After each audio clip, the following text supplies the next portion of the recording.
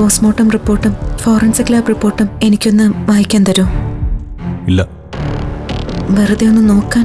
ഒരു പ്രാവശ്യം നോ പറഞ്ഞാൽ പിന്നെ ഇങ്ങോട്ട് ചോദിക്കരുത്. ഫോറൻസിക് റിപ്പോർട്ടും പോസ്റ്റ്മോർട്ടം റിപ്പോർട്ടും തരാൻ പറ്റില്ല എന്ന് ഞാൻ തന്നോട് പറഞ്ഞല്ലേ?